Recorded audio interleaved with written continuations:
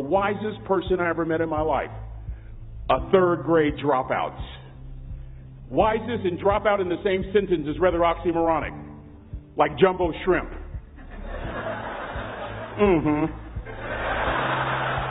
Like fun run, ain't nothing fun about it. Like Microsoft Works, y'all don't hear me. I used to say like country music, but I've lived in Texas so long, I love country music now. I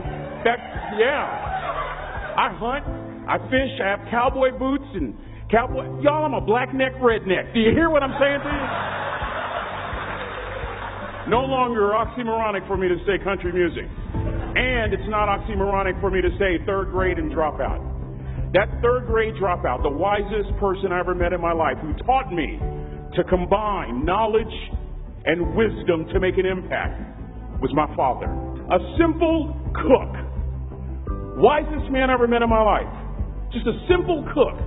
Left school in the third grade to help out on the family farm, but just because he left school doesn't mean his education stopped. Mark Twain once said, "I've never allowed my schooling to get in the way of my education."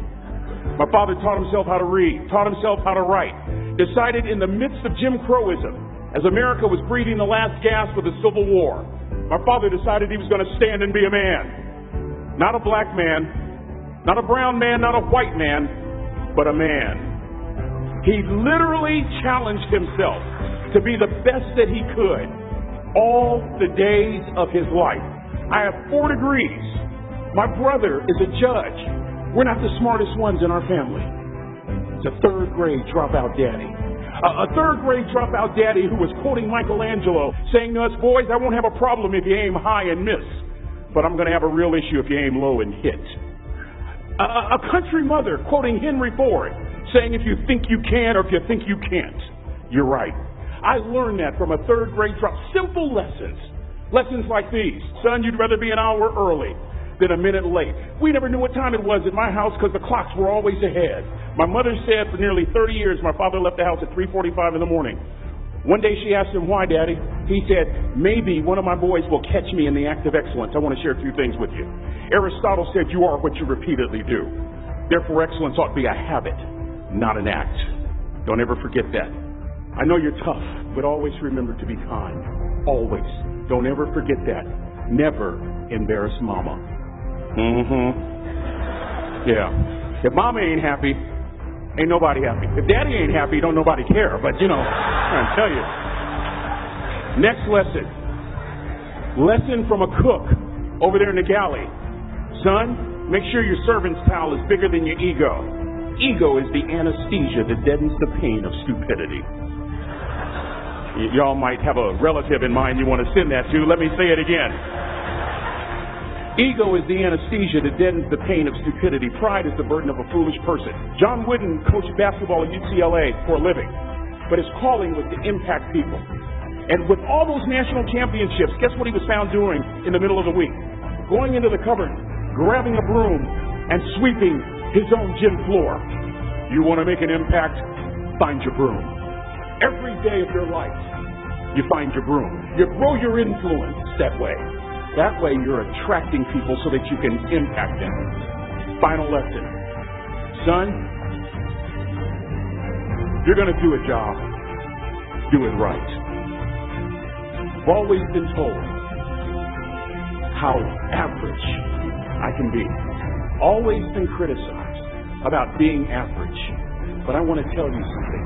I stand here before you, before all of these people, not listening to those words, but telling myself every single day to shoot for the stars, to be the best that I can be. Good enough isn't good enough if it can be better, and better isn't good enough if it can be best.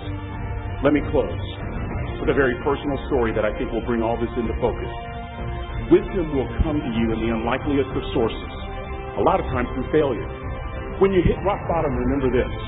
While you're struggling, rock bottom can also be a great foundation on which to build and on which to grow. I'm not worried that you'll be successful. I'm worried that you won't fail from time to time. The person that gets up off the canvas and keeps growing, that's the person that will continue to grow their influence. Back in the 70s, to help me make this point, Let me introduce you to someone. I met the finest woman I'd ever met in my life. Back in my day, we'd have called her a brick house. This woman was the finest woman I'd ever seen in my life. There's just one little problem. Back then, ladies didn't like big old linemen. The Blind Side hadn't come out yet. They like quarterbacks and running backs. We're at this dance, and I find out her name is Trina Williams from Lompoc, California. And we're all dancing, and we're just excited. And I decide in the middle of dancing with her that I would ask her for her phone number. Trina was the first one. Trina was the only woman in college who gave me her real telephone number. The next day, we walked to Baskin & Robbins ice cream parlor. My friends couldn't believe it. This has been 40 years ago, and my friends still can't believe it. We go on a second date, and a third date, and a fourth date. We drive from Chico to Vallejo so that she could meet my parents. My father meets her. My daddy, my hero, he meets her, pulls me to the side and says, "Is she psycho?" But anyway, we go together for a year, 2 years, 3 years, 4 years. By now, Trina's a senior in college. I'm still a freshman, but I'm working some things out. I'm so glad I graduated in 4 terms. Nixon, Ford, Carter, Reagan. So now it's time to propose. So I talk to her girlfriends, and it's California. It's in the 70s, so it has to be outside. Have to have a candle, and you have to have, some chocolate. Listen, I'm from the hood. I had a bottle of Boone's Farm wine. That's what I had. She said yes. That was the key. I married the most beautiful woman I'd ever seen in my life. Y'all ever been to a wedding, and even before the wedding starts, you hear this? How in the world? And it was coming from my side of the family.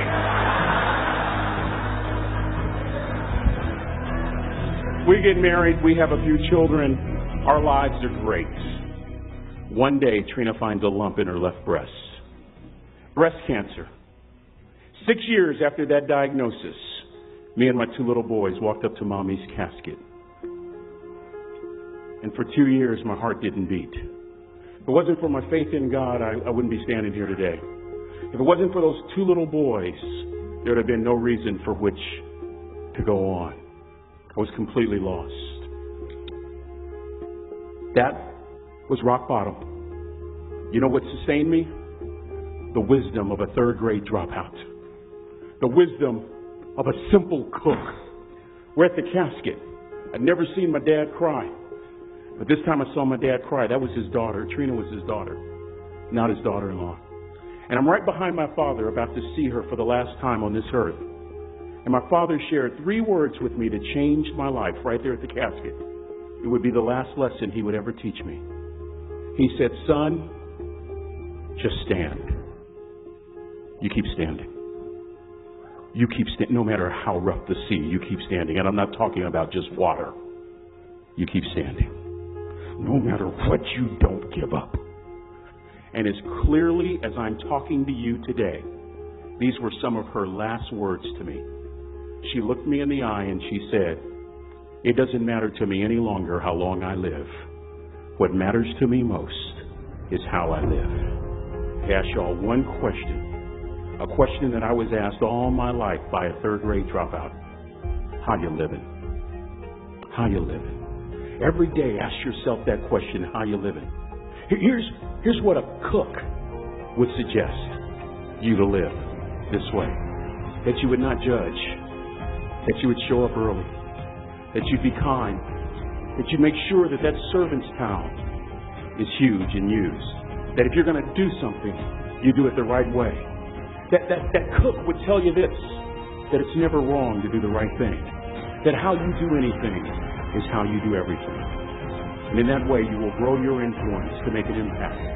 In that way, you will honor all those who have gone before you, who have invested in you.